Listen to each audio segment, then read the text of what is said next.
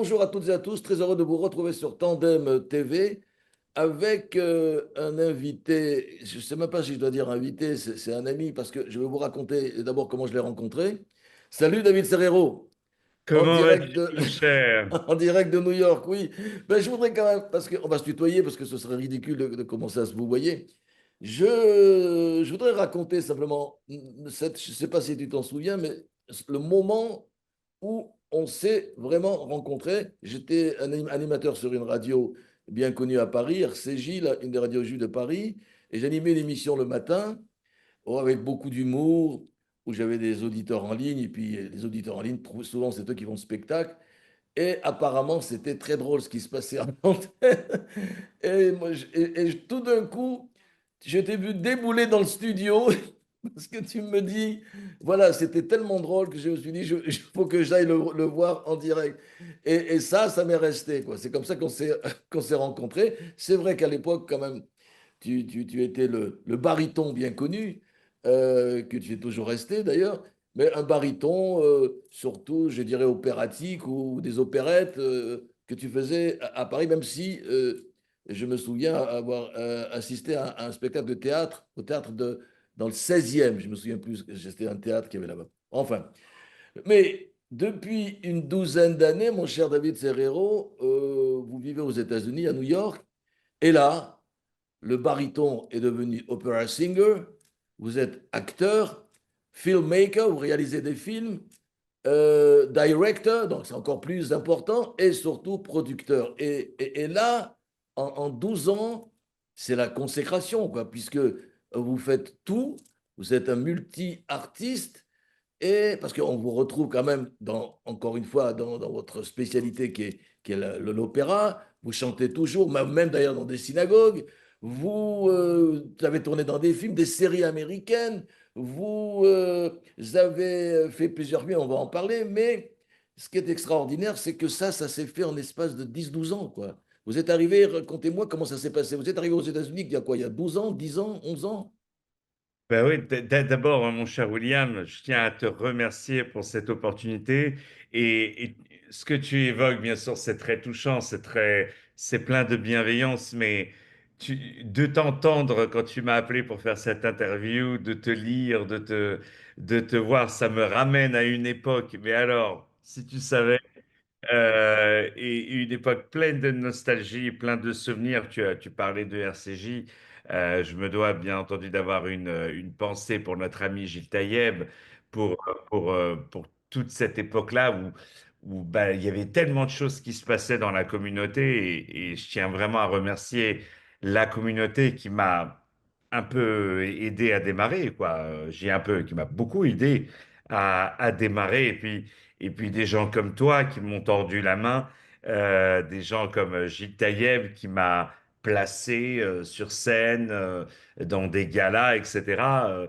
Et pour moi, ça avait une valeur extraordinaire. Donc, Sandrine aussi, puis Shlomo Malka, toute cette team Ils sont qu'il tous y avait à là. l'époque. J'espère Mais qu'ils vont toi, écouter. William, Je vais leur envoyer l'interview, il n'y a pas de problème. ah non, il faut les embrasser très fort. Et moi, j'oublie jamais, je m'habituerai jamais au fait, non, mais c'est normal, je suis bon, donc forcément, les gens sont bons avec moi. Non, je me sentirai toujours euh, petit comparé lorsqu'on fait des actes de gentillesse comme ça et de bienveillance. Mais toi, William, écoute-moi bien. Là, tu es Attention. d'une drôlerie. Mais je me souviens, en fait, j'étais rentré et je crois que tu faisais un quiz euh, pour gagner en plus rien. C'est-à-dire qu'il n'y avait rien à gagner. Mais les gens, ils appelaient, ils jouaient. Il n'y Si, avait rien à attention, gagner. j'ai fait gagner, et ça, je crois que j'ai le seul animateur au monde à avoir fait ça, j'ai fait gagner Ouais. des parts de pizza qu'il fallait aller récupérer à Sarcelles. Oui, mais enfin, c'est une autre vie. Mais enfin, là, on est là pour parler Et de tu toi, mon cher disais, il y David. avait des questions. Et c'était ça qui m'avait tué. C'est que tu disais, Ah oui. dites-nous au kilomètre carré Faut mettre près la distance entre telle ville et telle ville. Et les gens, ils appelaient, ils disaient un chiffre au hasard. Tu savais même pas c'était quoi la distance. Non, je ne Je connaissais disais, pas, bon, c'est évidemment. pas ça, mais c'est pas grave, vous êtes proche.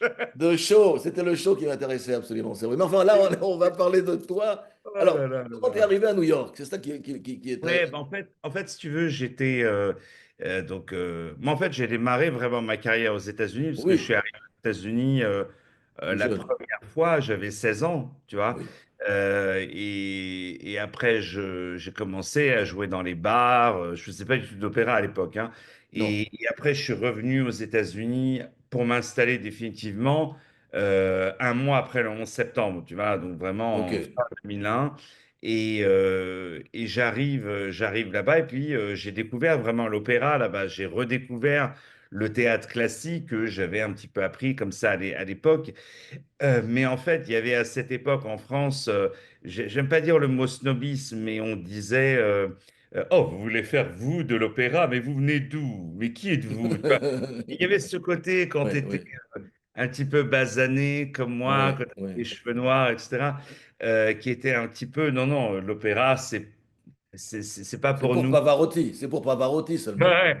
Et en fait, aux États-Unis, il y avait ce côté, tu vois, bras ouverts qui Oui, était vis-à-vis de si tu veux apprendre l'opéra, mais bien sûr, tu es le bienvenu, tout le monde est bienvenu. Donc ça, ce qui m'a plu, et je suis allé dans le classique comme ça. Après, il y a eu la Russie pendant 2 ans, qui a été très très formateur, très dur, mais très très formateur. Et puis après, voilà, il y a eu carrière en France, et puis en même temps, toujours un petit peu vers les États-Unis. Mais ouais, quand je reviens aux États-Unis en 2014, je me dis, je reprends tout à zéro. J'y allais complètement bouleversé parce que, bon, c'est un peu compliqué, mais je m'étais fait escroquer par mon ex-meilleur ami d'enfance qui m'avait volé tout ce que j'avais. Donc, j'arrive aux États-Unis, j'ai, je crois, 600 euros en espèces sur moi et rien d'autre. Tu vois? Donc, c'est une success story, quoi. Carrément, on est dans la success ah, story. mais non, mais c'était ça, parce que, et encore, dans la journée, j'ouvre une ligne de portable, l'électricité, enfin, je sais, tu vois, il Ouais, restait 100 balles peut-être. Et donc, t'as pas le choix que de réussir. Et donc, je fais tous les castings, j'envoie sur tous les castings. Et ça, si tu veux, c'était aussi pas un petit peu dur, mais j'étais déjà en France, tu vois, déjà quelqu'un. J'étais déjà oui, dans oui, toutes les télés, je produisais déjà des gros spectacles.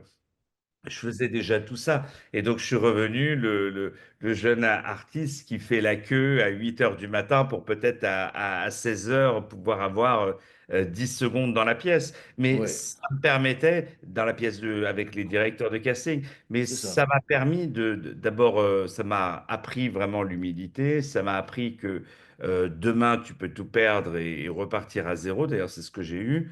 Et puis, je me suis reconstruit comme ça. Et puis, voilà, en 7 ans, j'ai tout reconstruit en 100 fois plus gros. Et en plus, j'ai réussi à créer un petit peu ma marque de fabrique ici, parce que la culture juive ici, pas, vu qu'on on est sur un média un peu fudge, tu vois, je ne veux pas en parler, mais Tout à fait, même. la, la- Complètement. Hein. La culture juive ici, elle fait partie de la culture américaine. C'est-à-dire Oui, c'est qu'on vrai. n'a pas l'impression, par exemple en France, tu parlais de baryton de sa communauté, mais je me souviens, les gens ils disaient, mais oui, mais attention, faut pas devenir le baryton communautaire comme si c'était quelque chose de mal à ça. Moi, j'adorais ça, au contraire. Tu me disais de chanter dès que tu faisais de l'humour fudge, par exemple, de l'humour un peu à la sauce fudge, on disait, attention, c'est trop communautaire. Vous voyez, Oui, c'est-à-dire qu'aux États-Unis, non, ça fait partie de la culture. Je veux dire, il y a des spectacles de black qui se jouent dans des synagogues. Ici, absolument. Oui, oui, absolument. Mais c'est sûr. vraiment, ici, tout le monde est sous le drapeau américain. Donc, si tu veux, le fait d'avoir amené ma culture fudge, mais en même temps, j'ai été élevé pas du tout dans la culture. J'étais élevé dans des écoles où il y avait que moi et peut-être 3 personnes qui étaient fudge, tu vois. Donc, j'ai grandi, tu vois, dans cette culture pas du tout fudge, mais en même temps, après, complètement dans ça. Et donc voilà, c'est ça qui a fait ça. Et puis après, j'étais peut-être le producteur le plus prolifique de Off-Broadway à New York, c'est-à-dire des salles autour de 400 places euh, à New York. Et puis le Covid est arrivé. Et puis pendant le Covid, ben, je suis avec Amazon et ils veulent voir mes spectacles que j'ai faits parce que les gens les demandent, parce qu'il n'y a pas de spectacle, donc ils veulent les voir. Et de là, ils me disent, ben, on aime beaucoup votre style, on serait ravis de vous suivre pour des films. Et il serait temps que vous alliez vers les films. Donc j'avais déjà joué, moi, en tant qu'acteur, je sais pas, peut-être près d'une centaine de films, quoi. Même des Et séries, j'ai vu dans des séries, dans des films, séries, dans des pubs aussi. des pubs. J'ai tout fait, hein. Vraiment, j'ai jamais dit. Et même à ce jour, je fais et je réfléchirai quand Après, je serai dans ma tombe. J'ai jamais fait de plan de carrière. Je vais là où on veut bien de moi. oui. Toujours, ça a toujours été ça. Et ça va toujours porter chance. Et donc, et de là, voilà, les films ont cartonné. C'est vrai que j'ai eu dans le Covid, bon, j'ai failli mourir du Covid, ça c'était encore autre chose. Et puis après. Il y a eu cette chose où j'ai eu le temps vraiment d'apprendre à devenir un filmmaker, comme tu dis, de réaliser, de produire des films. Mais j'avais également ce training, si tu veux, du spectacle, de l'artiste de scène qui m'avait appris à comment tenir un public pendant 1 heure sur scène, de comment aussi de savoir écouter les critiques, de savoir prendre. Donc, si tu veux, il y avait ce paradoxe entre bah, la fraîcheur, le gars qui arrive, la nouveauté, mais également avec les manières et la sagesse de quelqu'un qui a, à l'époque, quand j'ai démarré, 20 ans de métier déjà. Donc, Oui, ça aide quand même, ça aide. Ouais. voilà, donc ça allait très vite. Dès que mon premier film sur Elita Hari, un designer justement israélien qui vient d'Iran, qui est une grande star ici, j'ai fait son premier film. Ça aussi, j'ai eu le courage. Comment ça s'est passé justement? Parlons de son premier film, de cette rencontre avec Elie Tahari. Ouais. Ben, très simplement, tu vois, le destin, je fais un spectacle à New York, une comédie musicale qui s'appelle Lost in the Disco, avec Lisa Azuelos, justement, la Ah réalisatrice oui, la réalisatrice, absolument. qu'on Oui, aime, oui. qu'on adore, grande LOL, LOL, le réalisatrice. film LOL, c'est ça, non? LOL, ouais, et puis Comme tu es belle, enfin Oui, comme t'es belle, absolument. tout ça, Dalida, etc., qui est mon mentor, qui est une femme que j'aime profondément et qui croit en moi. Alors, on parlait de bienveillance, alors là, on y est dedans, mais qui en même temps est exigeante avec moi. C'est qu'elle elle ne me laisse pas, elle me dit non, ça, c'est pas bien. Non, trop, c'est pas assez ci, c'est pas assez ça. Donc, c'est vraiment ça que j'aime. Et donc, on fait une comédie musicale ensemble à New York. Tu vois, qui marche super, on est plein, enfin vraiment un truc formidable. Et de là, j'ai eu l'idée d'avoir une fille en roller skate, tu sais, qui danse un peu pendant le spectacle disco. Et donc, cette fille me dit, écoute, moi je connais très bien depuis presque 40 ans un designer qui s'appelle Elie Tahari, qui lui adore le disco, etc. Ah, ok, ok. Et en même temps que je faisais ça, je produisais le festival du film Séfarade de New York. J'étais le Ah, producteur du festival, ouais, pendant 8 ans. Et puis après, ils m'ont. Et j'ai dit, bah, tiens, on va honorer pas que des réalisateurs séfarades ou des gens du monde du film séfarade, parce qu'on avait un peu fait le tour. J'ai dit, viens, on va ouvrir sur la mode. Et il y avait une fille iranienne qui nous a dit, bah, il y a Elie Tahari. J'ai dit, bah, je connais une fille dans mon spectacle qui connaît justement Elie Tahari. Et de là, je l'ai joint, je l'ai invité au festival, il a été honoré, il était très content, et il a vu comment j'ai bien organisé, la bienveillance, etc. Et pendant le Covid, justement, j'ai cette relation avec Amazon qui me disent, alors je ne pouvais pas faire de film, je dis, bah, tiens, je vais faire un documentaire, mais sur qui? Et je marche un petit peu, j'habite à côté de Times Square, je marche un peu dans Times Square qui était complètement désert à cette époque, on est en juin 2020, et je tombe sur la fille qui fait le roller skate, là, qui s'appelle Lee. Et dès que je la vois, je dis, ça y est, je sais sur qui je vais faire mon premier film, sur l'Itari. Je lui en parle, il avait le temps. Et dès que le film est sorti, j'ai fait un film sur Lisa Azuelos, justement. Après Hélène Grimaud, la grande pianiste. Et puis après, je me fais quelque chose sur Elie Chouraki. Après, il y a eu tout de suite Richard Orlinski. alors Et parlons-en de après, Richard Wolinski, parlons-en justement. avec plaisir. Comment tu es arrivé à cet artiste? C'est un peintre, si je ne me trompe pas, non? Ou un sculpteur? C'est un très grand sculpteur, Oui, qui est voilà. un sculpteur absolument extraordinaire, qui est vraiment quelqu'un qui est très, très, très intelligent. C'est à des artistes que j'ai remarqué qui font un art qui est très, très beau, mais ils n'ont pas vraiment l'intelligence de l'artiste. On voit beaucoup, c'est plus percutant chez les acteurs, par exemple ou chez les chanteurs, mais lui, c'est un très, très grand artiste, et un homme extrêmement brillant, intelligent, qui bosse tout le temps, qui lâche rien, qui croit vraiment en ce qu'il fait, parce qu'il y en a beaucoup au bout de 20 ans, au bout de 30 ans, et puis il s'est reconverti, lui, dans l'art, hein. À la base, il était dans l'immobilier, et il a une histoire absolument passionnante, mais surtout, il a une très, très, très, très grande intelligence derrière son art.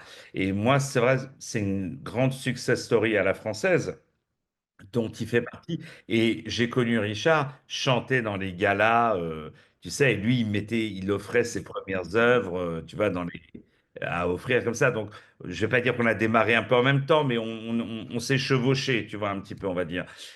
Mais lui, il a une réussite 100 fois plus grande que moi hein, en France, hein, Alors, grande, non, vraiment mais ce qui est très, très grande. extraordinaire, c'est que, excuse-moi, on parle d'artistes, on parle d'Orlensky, on parle de Lisa Azuelos, on parle d'Elita Hari, et puis tout d'un coup, tu nous proposes un film sur un escroc, l'escroc de Californie qui s'appelle Rocancourt. Mais pourquoi? Qu'est-ce qui s'est passé? Alors en fait, Pourquoi moi, lui?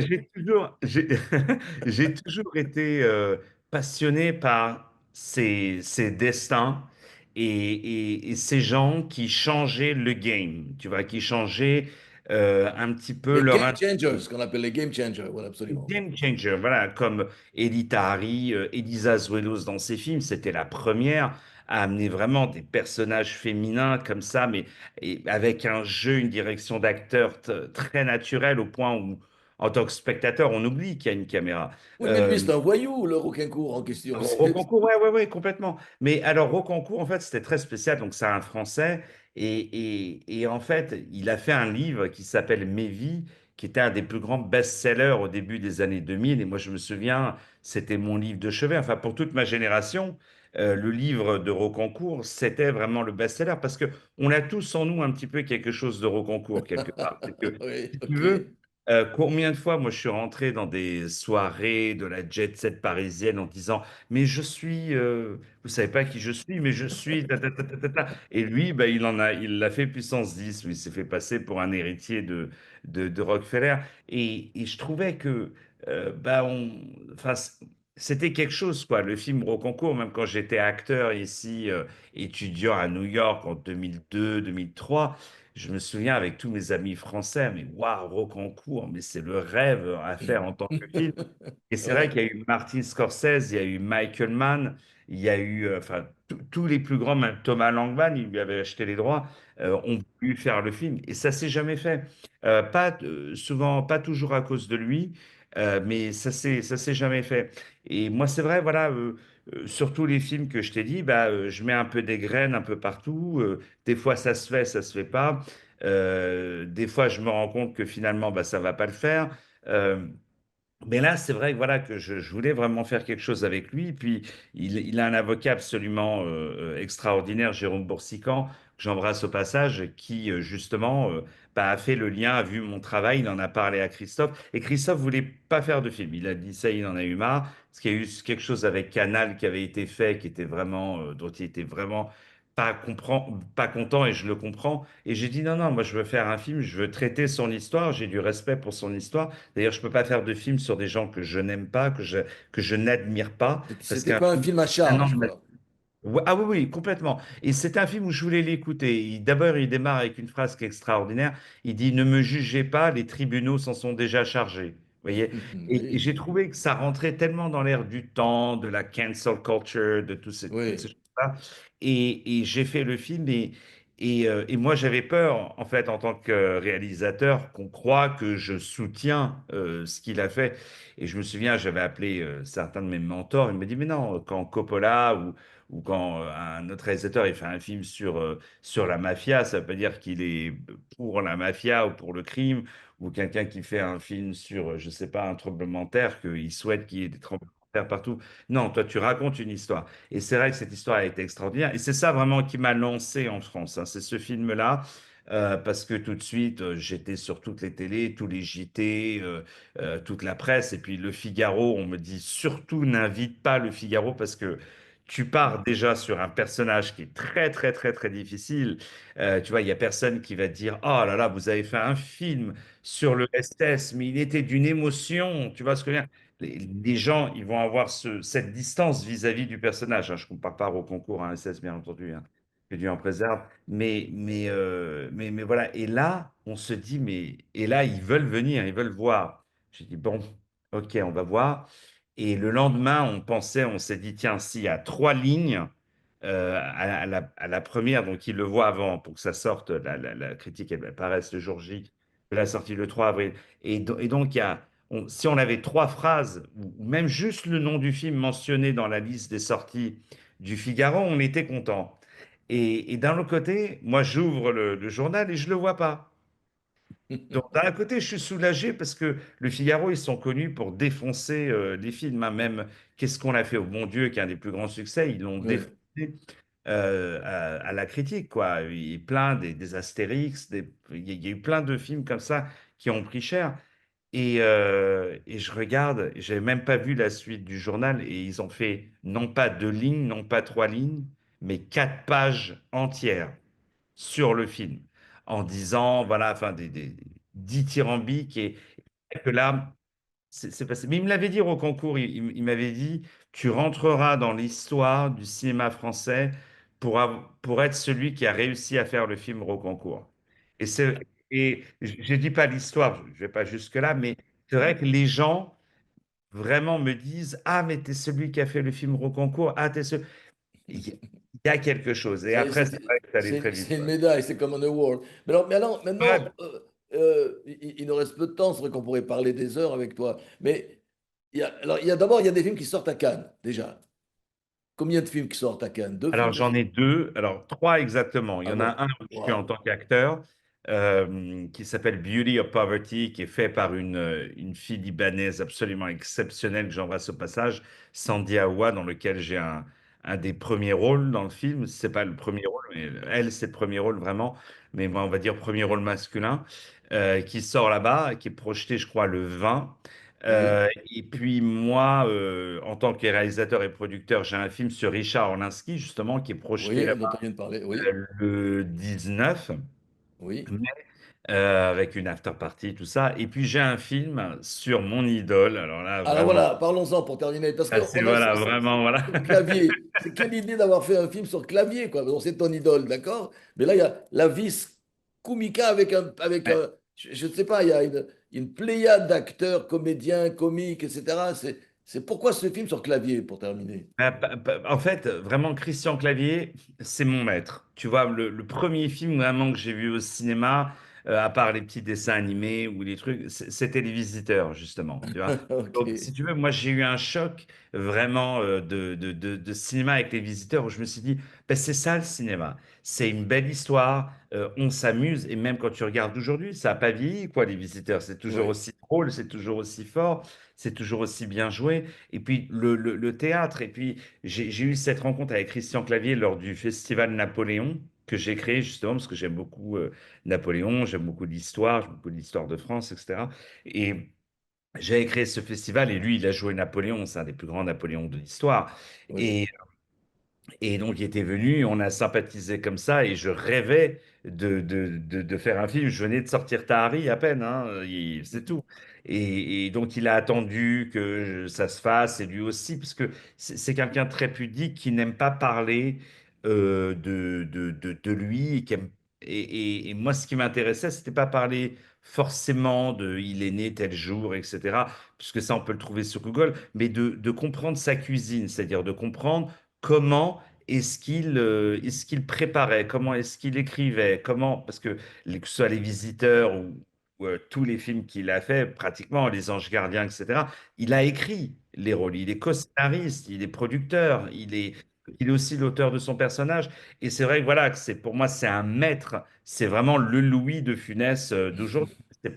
Et donc, pas un donc c'est deuxième. un film sur lui. C'est C'est un un film film. sur lui et dans le film, j'ai Jean Reno, j'ai Didier Bourdon, j'ai Philippe Lachaud, j'ai Alain Chabat, j'ai enfin, des réalisateurs extraordinaires, Jean-Marie Poiret, Patrice Lecomte. J'ai vraiment une, comme Et tu dis, qu'est-ce qu'ils une font? Ils parlent de brigade. clavier? Ils vont parler de clavier ou ils Oui, jouent? voilà, il parle de clavier, mais Ok. je voulais pas non plus que ce soit euh, Un euh, documentaire, quoi. C'est pas un lui est documentaire. super, ouais, voilà, lui est super, lui est génial, Ouais, ça on le sait, mais plutôt qui parle aussi de leur métier et qui parle de cet art qui est celui de la comédie populaire à la ouais. française. À la française. Et qui aurait pas rêvé, enfin, en tant qu'acteur, moi j'aurais rêvé d'avoir un film sur Louis de Funès où il parle, comment il se Oui. prépare, comment il crée ses personnages, comment C'est trop il, tard, hein. Je veux pas je veux pas t'affoler, mais c'est trop tard déjà. Ouais. Oui, voilà. Et ben, je me suis dit, ah, écoute, avec Christian Clavier, et Il vaut même, mieux. ça a été quelque chose aussi qu'il se lâche dans ça. Mais c'est un artiste tellement généreux, un homme tellement exceptionnel, d'une bonté, et d'une grâce, d'une intelligence, d'une brillance. Enfin, pour moi, Et puis, moi, jamais, à côté de lui, je me sens tellement petit, quoi. C'est tellement un Et ça très, très. s'appelle la vis comica. Ça veut dire quoi, la vis Alors, comica? la vis comica, c'est un terme latin qui est connu chez les comiques, c'est-à-dire c'est quelqu'un qui a l'art de faire rire. Vous Ah, voyez, d'accord, ok, très bien. Louis de Funès, il arrive, il fait comme ça, tout le monde rigole. Christian Clavier, il arrive, il dit bonjour, tout le monde rigole. Jamel Debbouze a ça, Depardieu, il a ça aussi. Enfin, Michel Boujna, enfin, tous les plus grands artistes comiques, ils ont la vis comica. Vraiment, c'est ça. Alors, donc, il va sortir à Cannes, donc très bientôt. Quel jour? Lui, c'est le 18. Le 18. Je te dis pas les Et- 3 jours que j'ai. Le 18, Oui, hein, c'est pour ça que je préfère j'ai passer. attendu 20 ans pour avoir ça et en 3 jours, j'ai les trois en même Je temps. ne dirai que deux mots, kol hakavod en hébreu, tu vois. Bon, Merci, écoute, Abibas. on pourrait Abibas. parler, on aura l'occasion de reparler, par exemple, d'un projet avec, excuse-moi, avec Tyson. Bon, Oui, il y a Mike plein de Tyson. choses, avec Mike Tyson, bien sûr. En tous les cas, moi aussi, par cette interview, j'ai voulu connaître le parcours de l'autre David Serrero, pas celui que j'avais rencontré dans le studio d'RCJ, mais ce baryton, parce qu'en plus j'adore ta voix. Mon père Merci. était baryton. Ah, c'est Donc pas ça. voilà, donc de ce baryton d'opéra qui tout d'un coup est venu. Enfin, c'est un success story à l'américaine. Bravo. Merci, Merci, William. merci d'être intervenu dans cette émission. Merci d'avoir donné ce témoignage et, et de nous avoir raconté cette consécration sur Tandem TV. Évidemment, on reste en contact parce que grâce à Tandem TV, je t'ai retrouvé et c'est sympa aussi. Et puis donc voilà, si vous voulez écouter cette émission, vous allez pouvoir l'écouter sur YouTube. Et puis aussi, abonnez-vous sur Tandem TV, parce qu'il y a plein de choses à regarder, et à voir. David Serrero, merci mille fois. Et Merci. Je peux te dire oh, quelque chose? Je oui, peux on te peut dire se quelque finir. chose? Oui, bien sûr, Je, tu peux, évidemment que Je, tu peux. je- je t'aime et merci pour tout ce que tu as fait pour moi parce que depuis allez, Si 20 ans, peu. tu m'as reçu à chaque fois et même des fois quand tu ne pouvais pas me recevoir et que j'avais un concert, tu disais un petit mot à l'antenne comme ça. Jamais, jamais je n'oublierai et je serai toujours, toujours à ta disposition. Et j'embrasse très, très fort aussi toute l'équipe de Tandem TV qui font un boulot extraordinaire et toute la communauté. Francophone, Fudge à travers le monde, et pas que Fudge d'ailleurs, et puis tout le monde. Voilà, mille merci vraiment pour l'opportunité. Merci à toi David Serrero, et à une prochaine fois. Avec Salut, plaisir. ciao.